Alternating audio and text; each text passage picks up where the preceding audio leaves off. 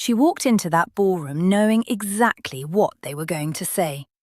She just didn't know she'd be standing there alone when they said it. The invitation had said formal, black tie, 7 o'clock sharp. Amara had pressed her burgundy gown 3 times. She'd done her hair herself, a crown of thick, natural coils pinned with a single gold clasp her mother had given her the night before she passed. She looked stunning. She knew it. And still, the moment those gold doors opened and the sea of silk and diamonds turned to look at her, her heart dropped somewhere beneath the marble floor. Because she was the only black woman in the room, and she was alone. Her date, Kwame, her boyfriend of 2 years, the man who had promised to be beside her at the most important networking gala of her career, had texted her 4 minutes before she stepped out of the taxi. 1 sentence, no explanation. Something came up. Go without me. That was it. No call, no apology.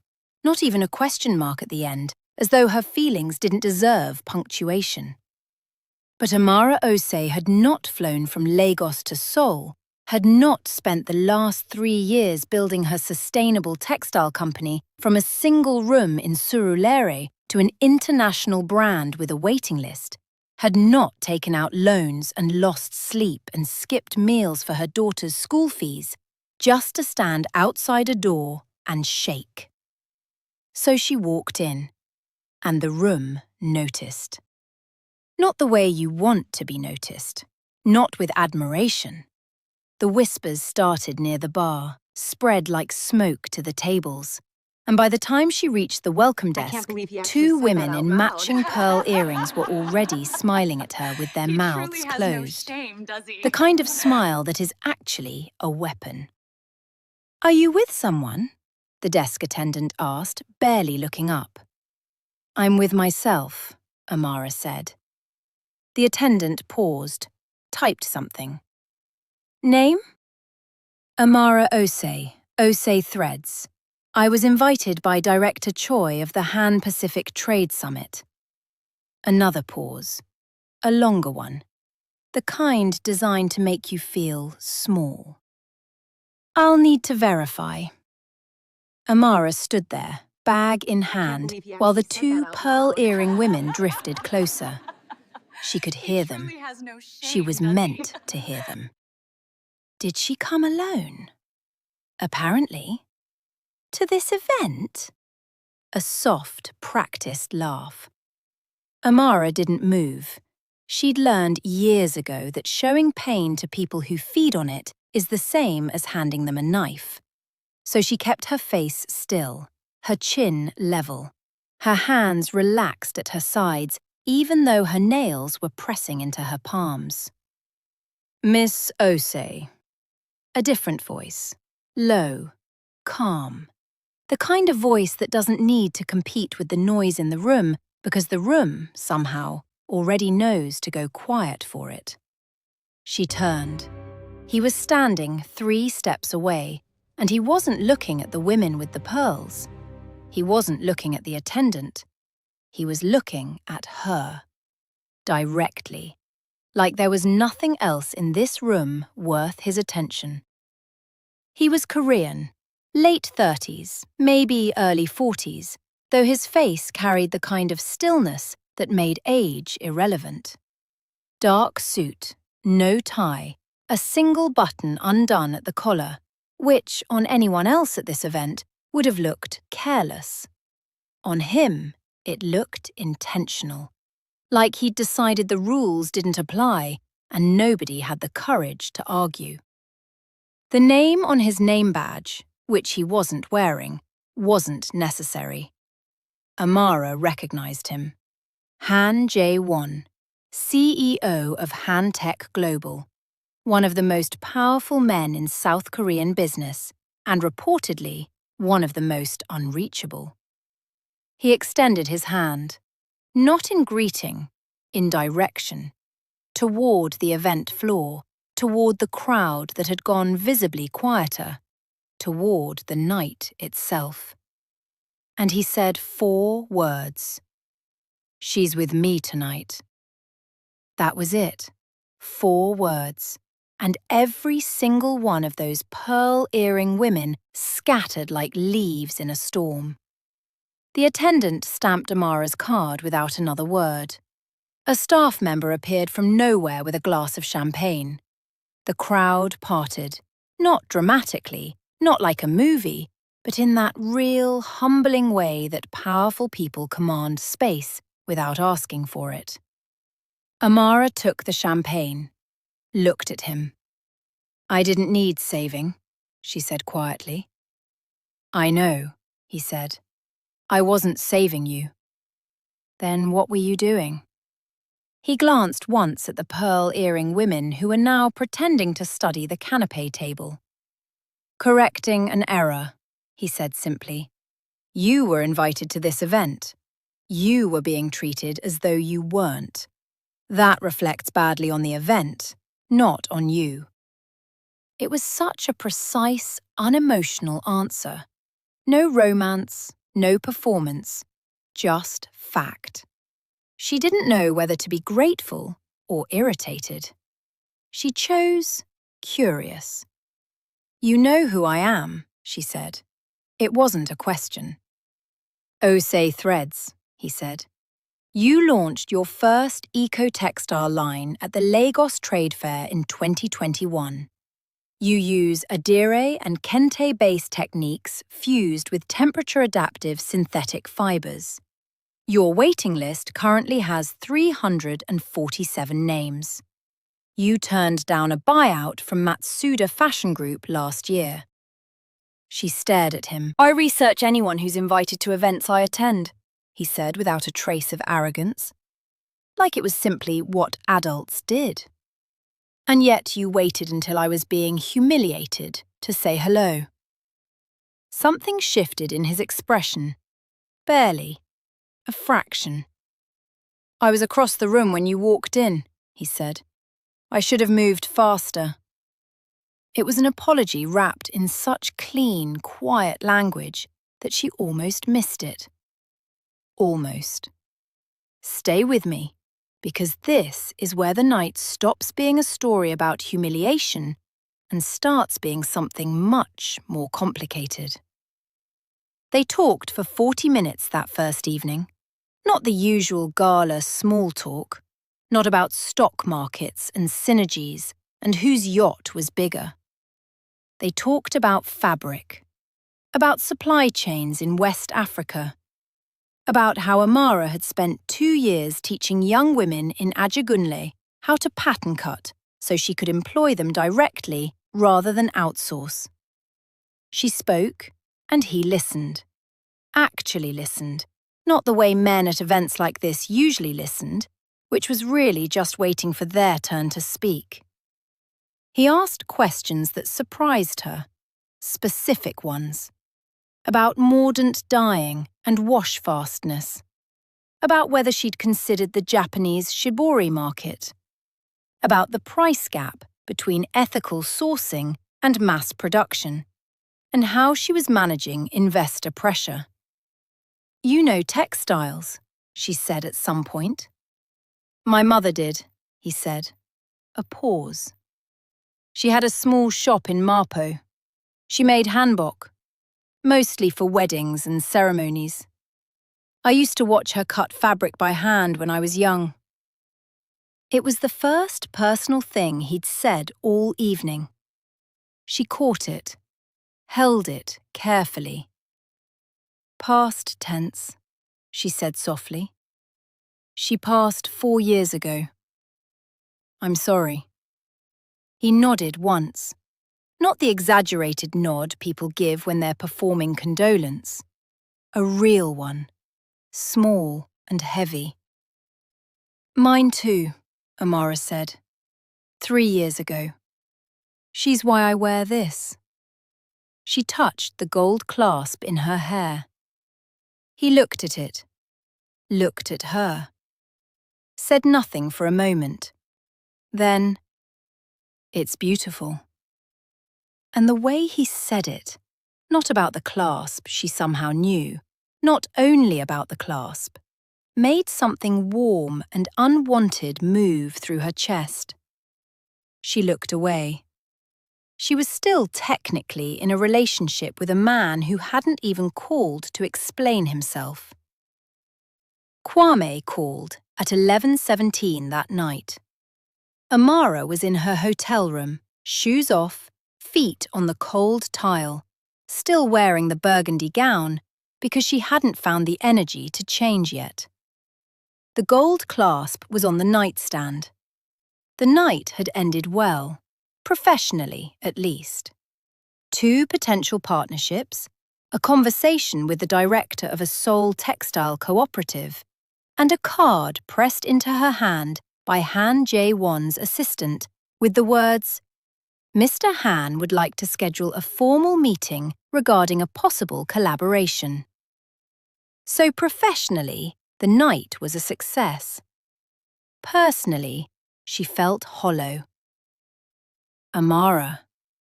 Kwame's voice, slightly breathless, like he'd just remembered she existed. How'd it go? She stared at the ceiling. Fine.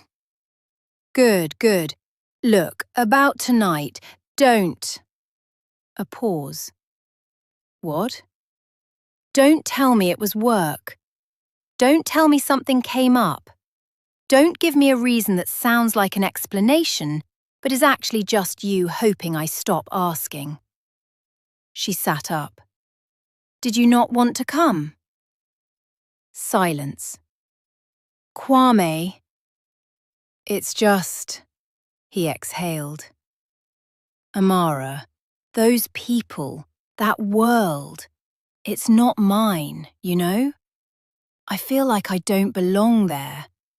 And honestly, sometimes I feel like you don't belong there either. And I don't understand why you keep... Stop! Her voice was quiet. That particular quiet that is colder than any shout. You feel like I don't belong. That's not what It is exactly what you said. She hung up, sat in the silence of the hotel room, touched the gold clasp on the nightstand. Then she heard a sound from her phone. Not Kwame, a different notification. A voice message from a number she didn't recognize. Korean country code. She pressed play. A small voice. A child's voice. Amma, where are you? I drew a picture of your dresses. Grandma said you went to help people make better clothes. I put it on the fridge. Come home soon. Amara closed her eyes. A daisy. 7 years old. Her daughter's voice, sent via her mother's phone. No, not her mother. Her aunt who had been watching Ada while Amara travelled. The wrong number. Probably a misdial. The message meant for someone else, but landed in Amara's inbox like a quiet missile. She sat there for a long time. Thought about fabric, about supply chains, about a man in a dark suit who knew about mordant dyeing and whose mother once cut hanbok by hand. Thought about her daughter's drawing on a fridge in Lagos. And she made a decision, though she couldn't name it yet. The formal meeting happened 4 days later. Hantech's Seoul office was on the 43rd floor of a glass tower in Gangnam.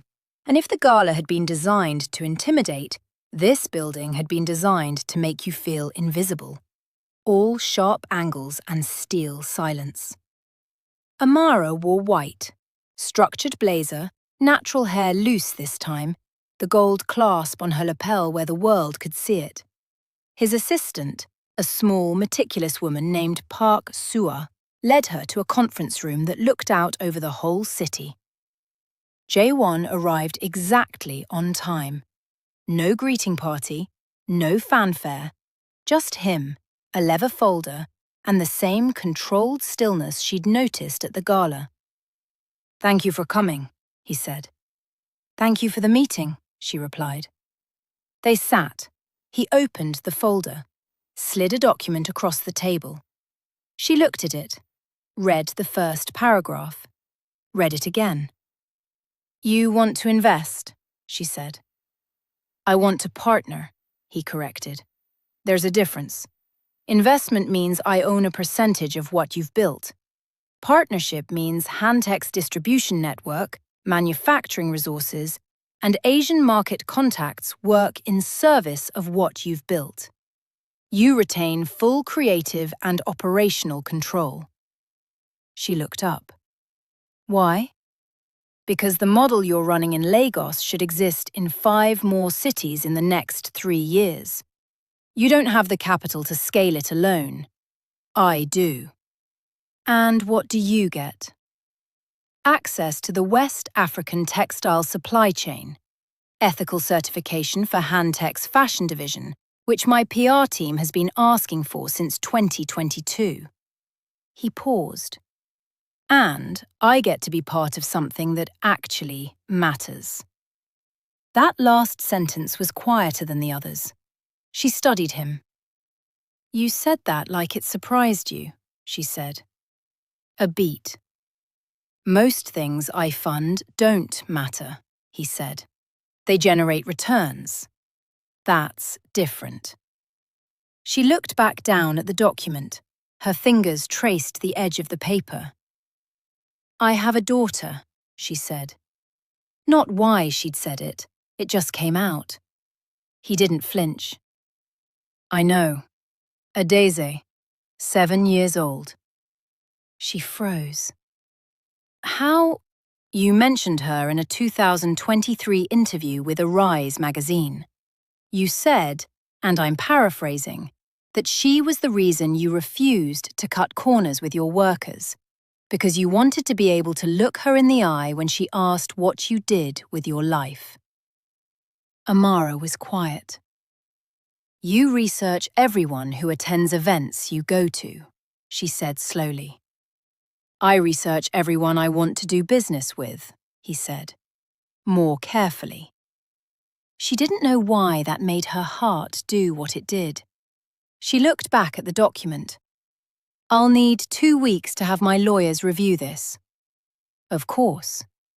And I'll need to meet with your supply chain director separately." "Already scheduled, pending your confirmation." She almost smiled. "You were very sure I'd say yes." "No," he said. "I was prepared in case you did." Something was beginning. Something slow and careful, and neither of them was naming it yet.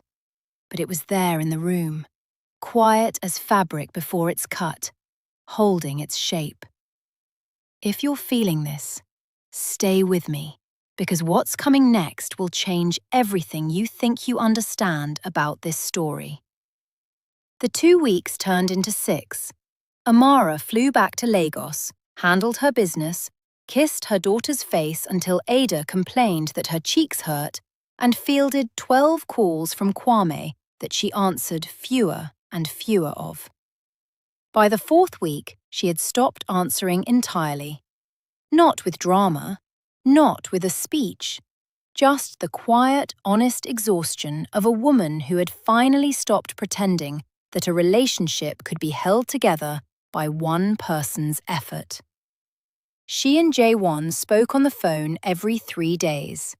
About the contract, about logistics, about the women in Ajegunle, and whether Hantech's manufacturing partners in Vietnam could align with Amara's ethical sourcing framework. The calls were professional. Mostly. Once it was late Seoul time. She could hear it in his voice, a slight loosening of the usual precision, and he'd asked out of nowhere, "Is she sleeping?" "Who?" "Adeze." She paused. "She went to bed 2 hours ago. She has school tomorrow." A beat. "Why?" "I was thinking about what you said at the gala. About your mother." "I said a lot of things at the gala." You said she's why you wear the clasp. He paused. I was wondering if Adeze knows that. Amara looked down at the clasp, sitting in its spot on her desk. She knows her grandmother is watching from somewhere, Amara said softly. She talks to her sometimes, like she's in the room. Silence on the line. That's a good thing to believe, he said. Your mother, she said carefully. Do you talk to her? A long pause. I talk to her shop, he said. I kept it. Mapogu. I don't go often, but I keep it. She didn't say anything for a moment. Then quietly, that's a good thing to do. The call lasted another 2 hours after that. They didn't talk about the contract once. She came back to Seoul in the 6th week to sign. Adeze came with her. It was a last-minute decision. Ada's school holiday had started, and Amara's aunt couldn't watch her. And besides, Amara had promised Ada that she would take her somewhere with snow. Seoul had snow. Ada had never seen snow. The little girl stood at the window of their hotel room on the second morning and pressed both palms flat against the glass, watching the white fall in soft silence over the rooftops, and said, "Mummy, it looks like the sky is shedding." Amara stood behind her and felt something complicated and beautiful move through her. The signing was at 2 o'clock. Chaewon's office. Professional, clean, witnesses on both sides. Amara wore grey this time. Ada sat in the corner with a colouring book and a box of crayons that Chaewon's assistant had placed there before they arrived. Amara noticed the crayons, said nothing. They signed, shook hands. Chaewon's hand was warm and firm, and she released it slightly too slowly. As they were packing up to leave, Ada appeared at Chaewon's elbow, holding up a drawing. "I drew you," she announced. He looked down. Ada had drawn a tall figure in a dark suit, surprisingly accurate for a 7-year-old, standing next to a smaller figure in a red dress. Amara in red, herself as the smaller figure. Above them, she'd drawn yellow streaks. "What's that?" Chaewon asked, pointing at the streaks. "Gold," Ada said. "Like the button on my mummy's shirt. I put it in the sky because she says, when you put good things in the sky, they stay forever." He was quiet for a moment. "Can I keep this?" he asked. Ada considered this seriously. "Only if you put it somewhere important," she said. "Not in a drawer." "Deal," he said. He put it on his desk, right in the center. His assistant looked baffled. He did not explain. 2 days later, the threat arrived. Not in a dramatic way, not with violence or noise. It arrived as a phone call to Amara's hotel room. A number she didn't know, a voice she didn't recognize. Korean accented English, low and precise. "Ms. Osei, you've made a significant mistake." She sat up. "Who is this?" "Someone who knows what you signed 2 days ago. Someone who knows that your partner has enemies you haven't been introduced to yet. Walk away from the deal. Return to Lagos. This is the only warning you'll receive." The call ended. She sat for a full minute. Then she called Chaewon. He answered on the second ring, listened without interrupting. His silence was not absence. She could feel it, heavy and gathering, like a sky before a storm. "Are you in the hotel?" he asked. "Yes." "Don't leave. I'm coming." "Chaewon." "Amara." His voice dropped to something she hadn't heard from him before, stripped of its professional coat, raw underneath. "I'm coming." He arrived in 20 minutes. Ada was asleep in the bedroom. Amara met him at the door, arms folded, chin up, her default posture when the world was trying to frighten her. He walked in, scanned the room in one calm sweep, and then looked at her. Really looked at her. "Sit down," he said. "I'm fine standing." "I know you are. Sit down anyway." She sat. He sat across from her, leaned forward, elbows on knees. And he told her. The enemy wasn't new. It was old. Old money, old hatred, old scores that had never been settled. His name was Shin Do-yun, former business partner, the kind of man who smiled with all his teeth and kept a list. When Hantech had edged him out of a merger 3 years ago, he'd promised, calmly, over dinner, like a man discussing the weather, that Chae-won would lose something important eventually. "He has people who watch my business moves," Chae-won said. "When he found out about the partnership with you, and particularly that it was structured to give you full control, which cuts off his route to infiltrate the West African textile market he's been trying to enter for 2 years, he made the call." "You knew he'd do this," Amara said. It wasn't an accusation, it was observation. A pause. "I suspected. And you didn't tell me." He looked at her steadily. "I should have," he said. "I didn't want it to frighten you out of signing." She held his gaze, felt the heat of controlled anger, not explosive, but real. "I don't frighten easily," she said quietly. "But I make different decisions when I have the full picture." "I know that now," he said. "I'm sorry." She looked at him for a long time. The apology sat between them. Not the hollow kind, not the political kind, the kind that costs something. "What does he actually want?" she asked. "He wants me to pull out of the deal. If I do, he'll offer you a different deal, one that looks better on paper, but gives him a back door into your company within 18 months. I've seen him do it twice." His jaw tightened. He targets people he thinks will be isolated, people who don't have the resources to fight back. "He thought I'd be isolated." "Yes, because I showed up to the gala alone." A pause. His eyes were steady on her. "He doesn't know you very well." That almost made her smile. Not quite. "What does he actually have?" she asked. "Power-wise, what can he actually do?" "He has influence with 2 of the Korean trade regulators who handle import approvals. He could delay your products moving through the Korean market by 6 to 18 months. He could plant stories in the financial press questioning your ethical sourcing claims. False stories, but mud sticks. He could make this very ugly, very expensively, for a very long time." The room was quiet. From the bedroom, a soft sound.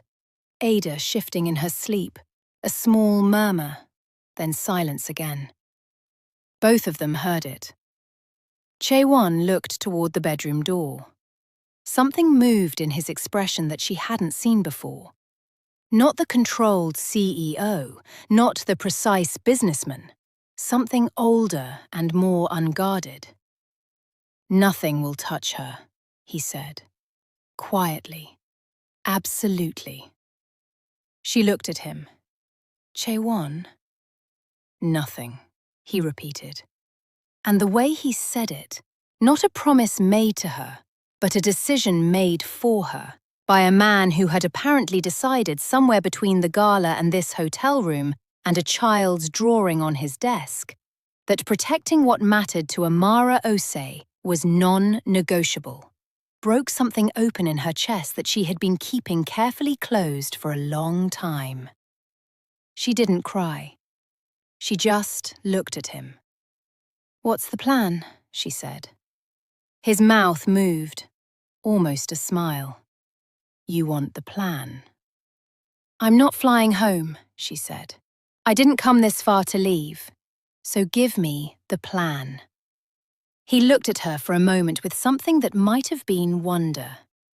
Then he gave her the plan. It was bold, it was terrifying, and it was the kind of thing that only works when two people trust each other completely and neither of them blinks. The plan was visibility. Shin Do-yun operated in the shadows. That was his power. He planted seeds of doubt in dark corners. He made threats that couldn't be traced. His entire method was deniability. So the countermove was light. Flood everything with light.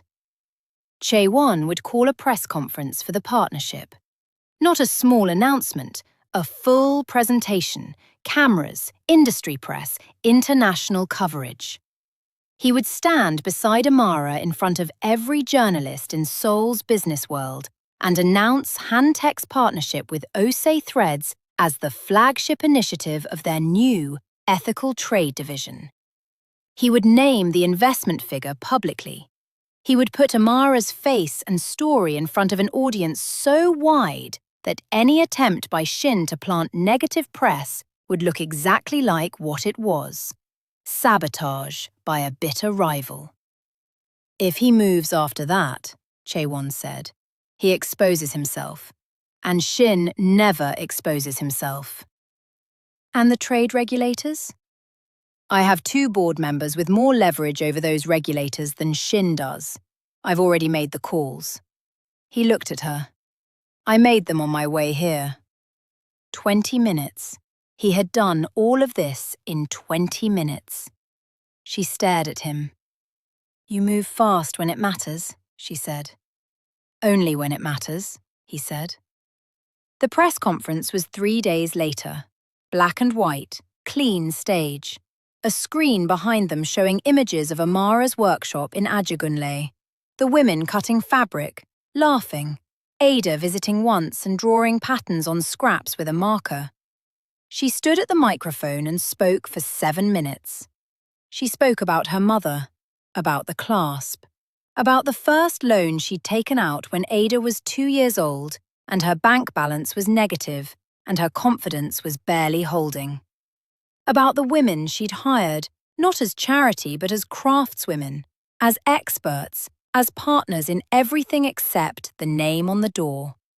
About what sustainable fashion actually meant when it wasn't a trend, but a community.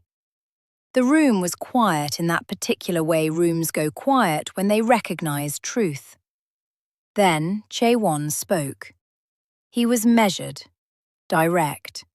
He named the figures, named the scope, named Osei Threads as Hantech's first ever ethical trade partner, and said, in front of every camera in the room, this is what investment in global fashion should look like. Ms. Osei built this. We are here to support what she built. That's all. That's all. 4 words again. Different 4 words this time. And this time, they didn't scatter anyone. They gathered. The stories ran by evening. International business press, fashion media, 2 major Korean newspapers. Osei Threads trended on Korean Twitter by midnight. Amara's phone filled with messages. Journalists, potential clients, 3 separate women who'd seen the Ajagunle images and asked how they could get involved. And 1 message from a number she recognized. Shin Do-yun. It said, well played. Nothing else. She showed it to Jae-won. He read it, set the phone down. Is that the end of it? She asked. Probably, he said. He respects only one thing, leverage. He has none left here. She exhaled. They were sitting in his office, the 43rd floor, the city spread out below them in the dark, lights like scattered gold. Ada was asleep on the office couch under Chae-won's suit jacket, which his assistant had quietly retrieved and draped over her without being asked. The drawing was still on his desk. The room was still. "I owe you a full disclosure," he said after a moment. She looked at him. "When I first identified you for the partnership," he said, "it was purely strategic. West African supply chain access, ethical certification. The numbers worked." He paused. "Then I watched the recording of your Lagos Trade Fair presentation from 2021. The whole thing. Twice." His voice was even, but there was something underneath it, something careful being let out into the air. "And I thought, this woman is building something real in a world full of people building things that look real." She was quiet. "And then you walked into the gala," he continued, "alone. And those women, and I watched the whole thing from across the room. I want you to understand that. I moved the moment I saw it starting. And you were standing there, completely still. And your face didn't change, and I thought—" He stopped. "What did you think?" she asked. A beat. "I thought whoever was supposed to be standing beside her tonight made a very serious mistake." The silence after that was different from all the other silences of the evening. Warmer, heavier, like fabric that's been sitting in the sun. Amara looked at him for a long time. She thought about what it cost a man like this to say something like that.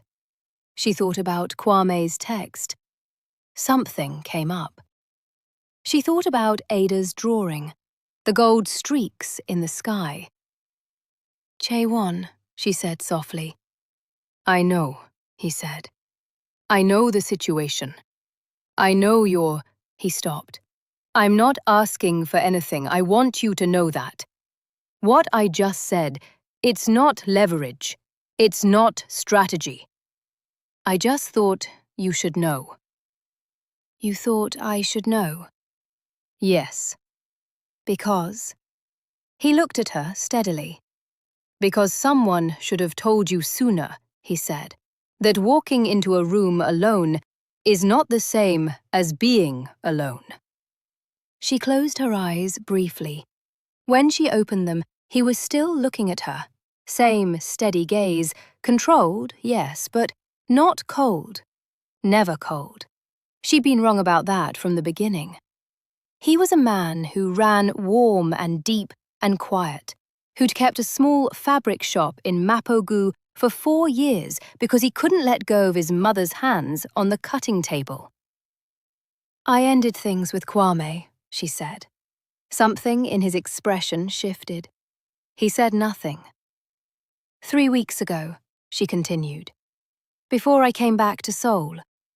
She looked down at her hands. "It was already over. I'd just been holding the shape of it." He was quiet for a moment. "Are you okay?" he asked. She considered that honestly. "I'm better than I expected to be," she said. He nodded, that real nod, small and weighty. Neither of them said anything else for a while. From the couch, Ada made a small sleep sound, turned over, and tucked her chin further under the suit jacket. Both of them looked at her. "She likes you," Amara said softly. "I like her," he said, just as softly. "She drew you," Amara said. "She doesn't draw everyone. In 2 years of Kwame being around, she never drew him once." Something passed between them in the dim light of the 43rd floor, quiet as the snowfall that was beginning again outside the glass, and neither of them named it, because it was too new and too real and too important to name carelessly. But it was there, warm, alive, patient. Amara went back to Lagos 3 days later. The partnership was live. The press was positive. The threats had gone quiet. Her waitlist had grown by 62 names in a week. Ada slept almost the entire flight, her head on Amara's shoulder, the small stuffed bear that Jae-won's assistant had pressed into her hands at the airport, tucked under one arm. At the bottom of Ada's bag, placed there without announcement, without a note attached, was a folded piece of hanbok print fabric, deep blue and gold. Traditional Korean pattern, but something unusual about it. The border design incorporated a subtle adire motif, West African resist dyeing fused with Korean ceremonial textile. She unfolded it carefully on her tray table and stared at it for a long time. It wasn't store-bought. It had been made. She didn't ask. She knew. A man who grew up watching his mother cut fabric by hand does not forget how. She folded it back carefully, placed it on top of everything else in her bag, and for the first time in months, maybe years, she let herself feel the particular lightness of a life that was beginning to hold more than it had taken. 6 months later, the workshop in Ajugunle had expanded. 2 new rooms, 8 new women on the team. The Seoul market was open. The first Osei Threads collection through Hantek's distribution network had sold out in 11 days. The Korean fashion press called it a revelation, a word Amara kept in a note on her phone for the days when she forgot what she was building. She and Jae-won spoke every day, not always about work, more and more not about work. He told her about growing up in Mapogu, the smallest kid in his class who read economics textbooks like other kids read comics. She told him about her father, a teacher, who told her once that the most revolutionary thing a person could do was care deeply about something and refuse to stop. He told her about the loneliness of the 43rd floor. She told him about the nights Ada had nightmares, and Amara would sit on the floor by her bed and sing twee lullabies until the small body relaxed back into sleep. "Sing one," he said once. "What?" "One of the lullabies. I want to hear it." She laughed. "Jae-won." "Amara." She sang, quietly, self-conscious at first, then not. The silence on his end was very full when she finished. "What did that mean?" he asked. "The words." "Roughly. Sleep now, little one. The stars are watching. Nothing will find you here." A long pause. "I'll learn that," he said. She pressed her lips together, felt something she refused to name press warm and insistent against the inside of her chest. "Why?" she asked. "Because I want to be able to say it properly someday," he said. "If she ever needs to hear it from someone who isn't you." He came to Lagos in the autumn. He came for a site visit, officially. For the workshop, the quarterly review, the partnership assessment. Officially. He brought nothing except a small bag and the same stillness he carried everywhere. Ada saw him through the window before the car had fully stopped. She was down the stairs and out the door and across the courtyard before Amara had a chance to say a word, and she grabbed his hand with both of hers and said, very seriously, "I've been practicing. Come see." He looked at Amara over Ada's head. Amara spread her hands. "What can you do?" He let Ada lead him inside. She had been practicing origami. From a tutorial she'd watched online, after Jae-won had once mentioned, in passing, that his mother used to fold paper cranes for good luck and line them up on her shop windowsill. Ada had made 11 paper cranes of varying competence and arranged them on the windowsill of the living room, each one slightly different from the last. He stood in front of them for a long moment. "The first one is a bit squashed," Ada said helpfully. "The first one is the most honest," he said. She considered this. "Okay," she said. "You can have that one then." He took it. put it in his shirt pocket. Amara stood in the doorway of her own living room and watched a man who controlled empires receive a squashed paper crane from a 7-year-old with the gravity of someone receiving a sacred thing. And she understood with sudden, quiet clarity that she had already decided. Not when, not how, just that she had decided. That evening, after Ada was asleep, they sat on the veranda. The Lagos night was warm and loud with insects and distant music and the smell of jollof rice still drifting from somewhere down the street. "She's remarkable," he said. "She gets it from her grandmother," Amara said. He was quiet for a moment. "She gets it from her mother." She looked at the darkness beyond the railing. "J1," she said. "I know," he said. "You keep saying that." "Because I keep meaning it." He turned to look at her. "I know what this is. I know I haven't said it directly.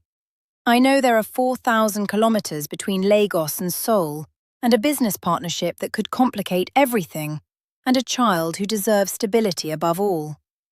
He paused. "I know all of that. And I still drove across Seoul at 11 o'clock at night because someone threatened you," he said. "And I still kept a drawing on my desk. And I'm still here, in your city, on your veranda, with a paper crane in my pocket." She looked at him. He looked back. "What do you want?" she asked quietly. He said, "You. Exactly as you are. All of it. The company, the women in Ajagunle, the lullabies, the gold clasp, the daughter who makes origami cranes. All of it." A pause. "If you want that." The night was warm and full, and the music from down the street drifted closer. She reached out, touched the breast pocket of his shirt, where the squashed paper crane was sitting. "She'll have opinions," Amara said softly. "Ada, she already has opinions about everything." "Good," he said. "I respect people with opinions." "She'll ask you questions you won't know how to answer." "I'll learn." "Seoul and Lagos is not a small distance." "No," he said. "It isn't." "Are you sure?" she asked. He looked at her, steadily, the way he had looked at her from across a ballroom in a gold-lit room when everyone else was looking away. "I've been sure," he said, "since you told me you came with yourself." She let out a breath she didn't know she'd been holding, and she closed the distance.